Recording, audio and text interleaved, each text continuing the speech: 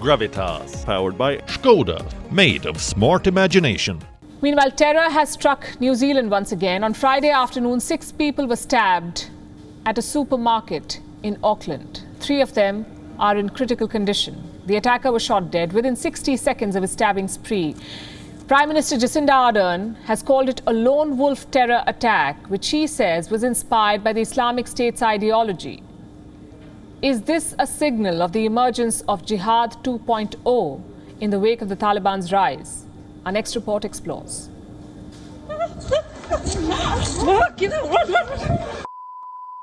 A violent extremist undertook a terrorist attack on innocent New Zealanders in the Newland countdown in Auckland. It was just chaos. People just started screaming. And I think it took a while when they just realized, oh my God, there is an attack here. He's got a knife. Friday afternoon, Auckland, New Zealand. A knife-wielding man went on a stabbing spree at a local supermarket. A total of 6 people were stabbed. 3 of them are in critical condition. New Zealand has labeled it a terrorist attack and is calling the attacker a violent extremist who was inspired by the ideology of the Islamic State. How did the attack unfold? Eyewitnesses filmed the chaos and panic inside the supermarket. The attacker appears to be running with a knife in his hand, frantically stabbing people on his way. Oh my God. Onlookers can be seen standing in disbelief as the violence takes place. It took about 60 seconds for the officials to put an end to this attack. He was shot and killed by the New Zealand police inside the mall. Now, Prime Minister Jacinda Ardern says the suspect has been under police surveillance since 2016. The attack began at 2:40 p.m. and was undertaken by an individual who was a known threat to New Zealand. The individual was under constant monitoring, and it was the police surveillance team and special tactics group who were part of that monitoring and surveillance that shot and killed him within, I'm told, the space of roughly 60 seconds of the attack starting. Who exactly was he? His name and identity is unknown. Reports say the attacker was a Sri Lankan national who arrived in New Zealand in 2011. He became a person of national security interest from 2016.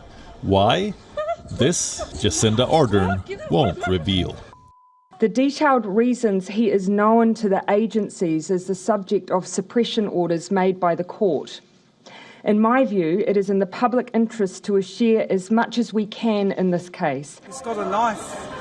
It has been described as an Islamic State-inspired lone wolf attack. Lone wolves are individuals embracing the Islamic State's call for violence. They largely act alone.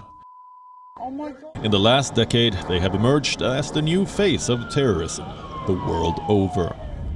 Now, there are fears that such attacks may rise once again, because the timing of this one is quite significant. It coincides with the success of Jihad in Afghanistan and a new era of Islamic rule. The Taliban's sympathizers the world over are gloating at the defeat of America. The Taliban are calling for jihadist forces to fight oppressors. Experts fear the attack in New Zealand may just be the beginning. The Afghanistan story will have repercussions across the world, especially for the United States. I'd like to say this in closing. We don't need 4 planes flying into skyscrapers to create the threat of another 9/11. There's a possibility for people that don't like this country to create the same amount of fear, the same amount of economic damage to this country by doing other things. And if we don't stay on top of it, that can happen. And, I'm just hoping that the intelligence community, our military, our law enforcement is up to the task. Got a knife. Bureau Report, WION, World is One. Oh my God, everyone just ran out. WION is now available in your country. Download the app now and get all the news on the move. Gravitas, powered by Skoda, made of smart imagination.